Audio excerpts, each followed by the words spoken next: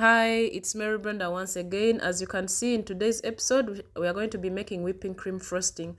So I did chill my pristine and the bowl that I'm going to use plus the beaters, that's hand mixer beaters.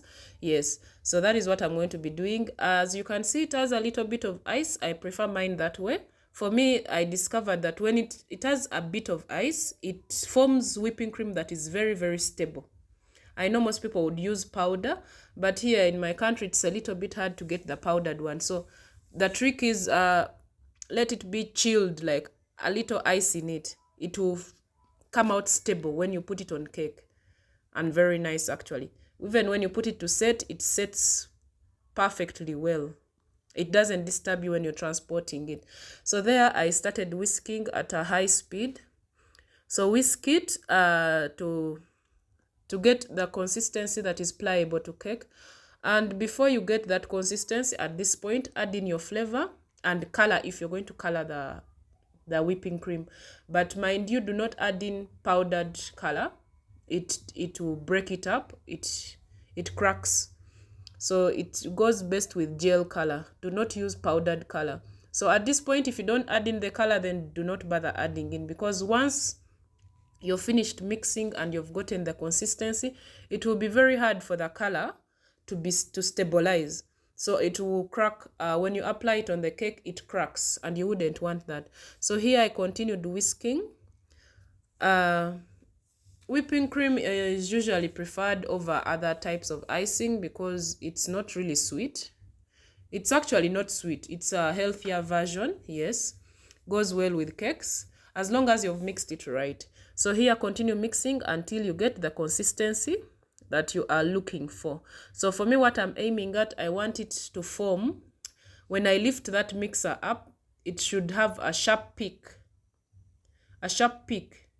that does not fall over. So that means it will be pliable. So that is what I'm aiming at. That is why I'm still whisking. So once I form that peak, then it will be ready to be applied on my cakes. So for you to apply it on the cake, you need to be a little fast, because whipping cream does not do well with it doesn't last so long when you put it at room temperature, because the heat disorganizes the stability. So that means you need to work very fast and then put it in the fridge to set. But once it has set, then you can leave it out like a full day. Because I remember there's a time we left our a whipped cream frosting cake out, and it didn't show signs of the weather affecting it. So there I continued whisking, because as I said, I want to get that sharp peak, the sharp peak that does not fall over. So it should be pliable onto my cake.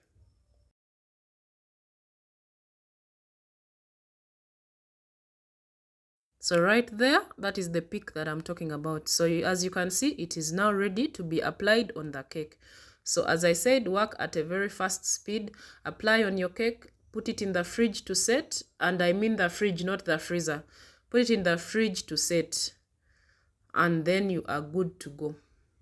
So thank you for watching. I hope this was really helpful. If you found it helpful, then like, subscribe, and share with your friends. There are those that really need this. Do not keep all this information to yourself. Keep sharing and keep helping others. Thank you. Stay blessed. God bless you all.